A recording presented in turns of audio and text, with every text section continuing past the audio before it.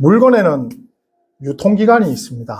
그 기간 내에 음식도 먹어야 되고 사용도 해야 되는 그 기간들이 있는데요. 잘 생각을 해보니까 물건뿐만 아니라 사람의 감정, 또 유통기간이라기보다는 유효기간이 있는 것 같습니다. 이게 어떤 것이냐면 며칠 전에 친구가 연락이 왔습니다. 차를 바꿨다고 연락이 왔더라고요. 현대 자동차 다니는 친구인데 현대에서 참 좋은 차, 최고 좋은 차 타고 있는 친구인데 바꿨답니다. 무슨 차로 바꿨냐 물어보니까 동그라미에 세모가 들어간 차로 회사를 배신하고 자기가 다니던 회사를 배신하고 차를 바꿨답니다. 바꾸니까 어떠냐 물어보니까 아유 몇 달 가겠냐 얘기를 하더라고요. 현명한 친구죠. 좋은 차를 타도 그 기쁨이 평생 가지는 않을 겁니다. 그렇듯이 이런 기쁨과 즐거움에도 유통기간이, 유효기간이 있는 것 같습니다. 그에 비해서 또 슬픔과 절망의 기간에도 유효기간이 있는 것 같습니다. 굉장히 큰 일이나 슬픈 일을 당해도 그 일이 평생 가지 않고 그걸 이겨낼 수 있는, 또 극복할 수 있는 그런 시간들이 있는 것 같습니다. 심리학자인 퀴블리 로스라는 사람이 그래서 상실과 애도의 5단계 과정을 얘기를 하더라고요. 첫 번째 큰 일이 터지면 그 일에 대해서 거부, 부정, 아니야, 이래 될 리가 없어 라고 얘기를 하면서 분노, 어떻게 나에게 이런 일이 일어나지? 라고 분노를 하다가 타협, 그 일을 잊기 위해서 막 다른 일들을 막 시도를 해보다가 절망, 우울의 단계, 결국 이 일이 나에게 실제 일어난 일이구나. 내가 무슨 일을 해도 어쩔 수 없구나. 그러면서 수용, 내가 이렇게 하고 있으면 안 된다. 이 일을 받아들이고 다음 단계로 나가자. 이게 이제 5단계 모델인데요. 그것을 한다라는 것은 결국 유효기간이 있다라는 것이죠. 다음으로 나아가기 위한. 왜 오늘 이 유효기간에 대해서 먼저 말씀을 드리냐면 오늘 말씀은 우리가 너무나 잘 아는 말씀인데 이 일이 일어난 시간적 배경에 초점을 좀 맞췄기 때문입니다. 오늘 배경은 요한복음 7장 37절에 명절 곧 끝날 큰 날에라고 시작을 하고 그 다음 날이라는 겁니다. 우리로 치면 이제 추수감사절이 있는 수장절, 그리고 하나님께서 이스라엘을 애굽에서 구원하여 주신 것을 기념하는 초막절, 그 기간 마지막 날을 큰 축제로 벌리고 난 그 다음 날 일어난 일입니다. 이게 이제 오늘 말씀의 배경이고요. 그 다음 날 아침이라는 것이죠. 슬픔과 좌절의 유효기간을 줄일 수 있고 감사와 기쁨의 유효기간을 늘릴 수 있으면 우리 인생은 참 행복할 것 같습니다. 하나님이 우리에게 허락하신 그 인생을 우리가 아주 행복하게 살기 위해서 우울과 슬픔과 좌절의 유효기간을 줄이고 그리고 감사와 기쁨의 기간을 늘려보는 것이죠. 그러면 먼저 슬픔과 절망의 시간을 줄이려면 어떻게 할까? 첫 번째는 이제 성전 안에서 새로운 삶의 기회를 기대하라라는 것입니다. 2절 말씀과 3절 말씀을 보면 예수께서 아침에 다시 성전으로 들어오시니로 시작을 하고요. 그리고 3절은 서기관들과 바리새인들이입니다. 지금 이 여인이 간음하다가 현장에서 잡힌 여인이 현장에서 돌 맞아 죽는 것이 당연한 것입니다. 그런데 이 여인에게 있어서 지금 성전으로 압송되어 오는 거죠. 어떤 목적이 있고 이유가 있어서 압송해 오는 겁니다. 바리새인들과 서기관들이 거기서 율법에 따라서 그 여성을 바로 죽일 수도 있었겠죠. 근데 지금 데리고 오는 것입니다. 예수를 시험하기 위해서. 그런데 이 여인의 입장에서 한번 생각을 해보겠습니다. 아주 지금 이 여인은 죽었구나 싶거든요. 난 죽었다. 돌 맞아 죽어도 지금 할 말이 없는 입장인데 성전으로 끌려가고 있는데 지금 바리새인들과 서기관들이 자신을 심판하는 것이 아니라 정죄는 하고 있지만 심판하고 있는 것이 아니라 누군가에게 지금 그 판결을 미루고 있는 것을 이 여인이 지금 보고 있는 것이죠. 뭘까? 소문으로 들었던 예수라는 분. 그분은 사람들에게 들어보니 인자하시고 온유하신 분이라 하시던데, 참 약한 이들을 살피는 분이라 하시던데라는 소문을 들었을 것입니다.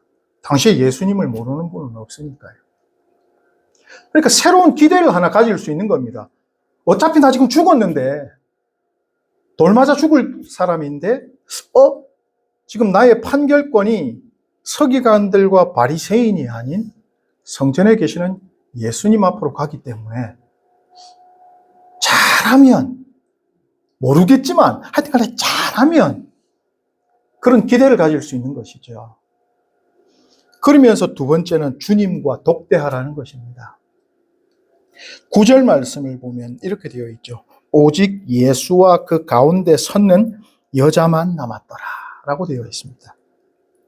지금 주님께서는 그녀와 독대할 수 있는 기회를 허락하신 것이죠. 그 여인은 지금 주님과 독대할 수 있는 기회를 얻은 것입니다. 그 독대를 위해서 주님께서는 모든 주변에 있는 사람들, 요건, 상황을 스톱시켜버리시고 다 내어 보내버리십니다. 오직 그 여인과 주님만 있기를 지금 환경을 만들어 놓으신 것이죠. 주님과 독대하라는 것입니다. 슬픔과 절망 가운데 있을 때는 예수님께서 그렇게 만들어 주신다는 겁니다. 그 속에서 예수님과 독대를 하는 것이죠. 그러면서 세 번째는 충격을 받은 이후에는 회개하라는 것입니다. 4절 말씀을 보면 간음하다가 현장에서 잡혔다라고 되어 있습니다. 정말 충격적이죠. 현장에서 잡힌 겁니다. 옷이나 제대로 입고 있었을까요?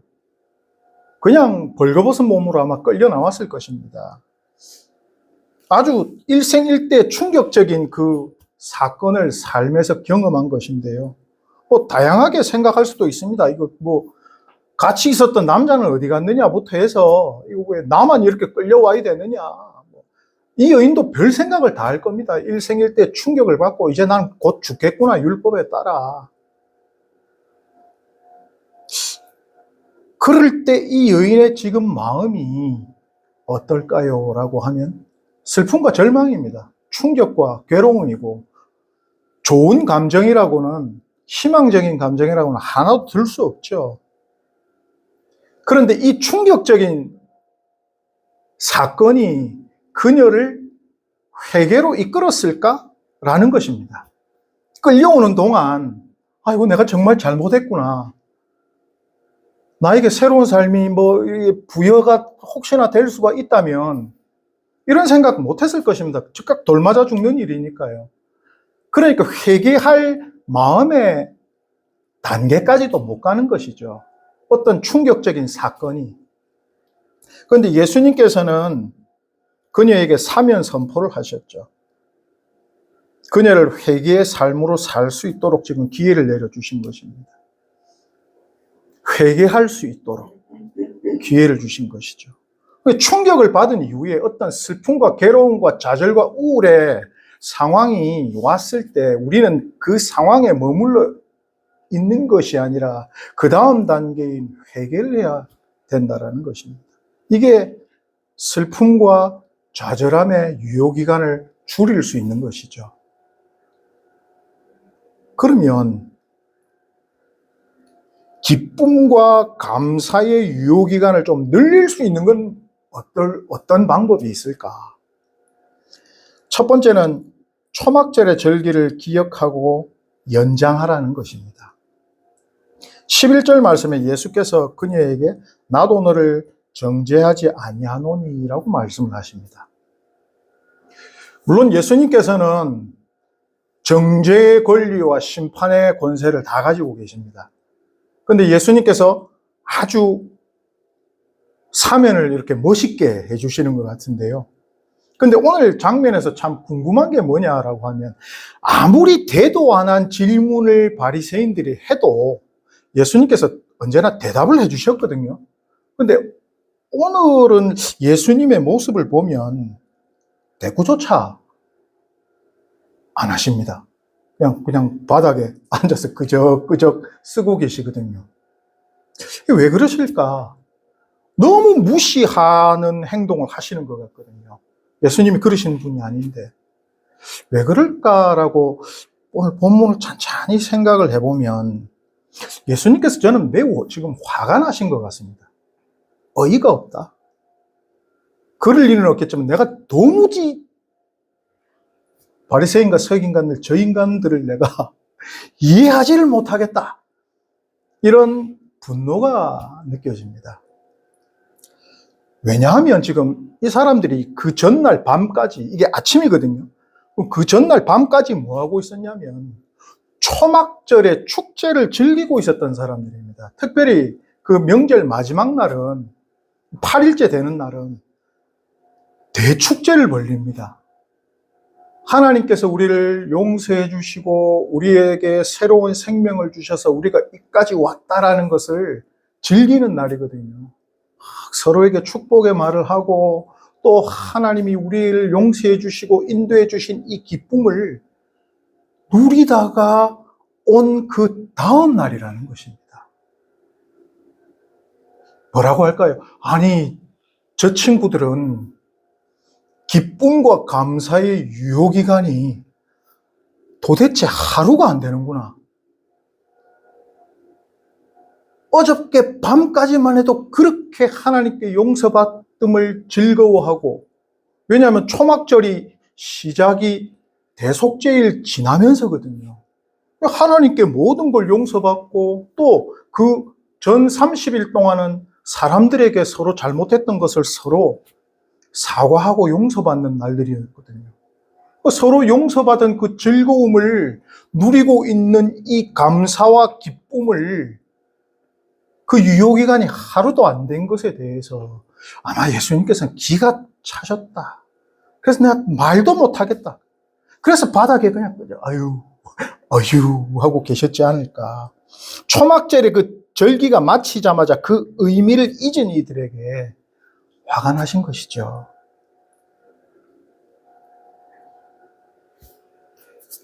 그래서 초막절의 절기를 기억하고 연장하면 우리가 매일매일 좋은 일 아닐까요? 아주 크게 좋은 일이 있으면 약간의 거슬리는 일이 있더라도 그냥 웃으면서 넘어갈 수 있지 않습니까? 그걸 매일매일 우리가 그 유효기간을 늘려간다면, 기억하고 있다면 하는 것이죠. 두 번째는 선한 양심대로 행동하라라는 것입니다. 9절 말씀을 보면 말씀을 듣고 양심의 가책을 느껴 어른으로 시작하여 젊은이까지 하나씩 나가고 라고 되어 있습니다. 선한 양심이 이들에게 발동이 된 것입니다. 양심에 찔려. 악한 양심이면 뭐 찔리지도 않겠죠. 그냥 돌멩이 던지고 치우겠죠. 그런데 지금 선한 양심이 안에서 발동이 되었는데 이 선한 양심은 말씀을 듣고로 시작이 되는 겁니다. 예수 그리스도의 말씀을 들어야 선한 양심이 발동이 되는 것입니다. 또 선한 양심을 가질 때 다른 이들을 정죄하거나 판단하는 자리에서 떠날 수 있는 것입니다. 그리고 선한 양심을 가질 때 온전한 하나님의 나라를 효율적인 전파자가 될 수 있는 것이죠. 감사와 기쁨의 유효기간을 늘리기 위해서는 우리가 선한 양심대로 살아가면 된다는 것입니다. 베드로 후서에 선한 양심을 가지라. 이는 그리스도 안에 있는 너희의 선행을 욕하는 자들로 그 비방하는 일에 부끄러움을 당하게 하려 함이라 라고 되어 있죠. 선한 양심을 가지고 살면 그렇지 못한 이들이 부끄러운 삶을 살고 있다는 것을 보여줄 수 있는 것입니다. 아주 효과적인 하나님의 나라를 전파할 수 있는 것이죠. 그러면서 세 번째는 죄를 범하지 마라입니다. 11절 말씀에 예수님께서 그녀에게 가서 다시는 죄를 범하지 말라 하시니라 라고 말씀을 하십니다. 새 생명을 얻은 감사와 기쁨이 넘치는 이들은요, 그 은혜를 받은 만큼 살아낼 수 있는 것입니다. 이 여인이 이 일을 겪으면서 다시 간음을 할 수 있을까요? 이런 충격적인 사건과 나는 이제 죽었구나 했을 때 너무나 은혜로운 사면이 일어났는데 다시 그 죄를 지을 수 있을까요? 없을 것입니다.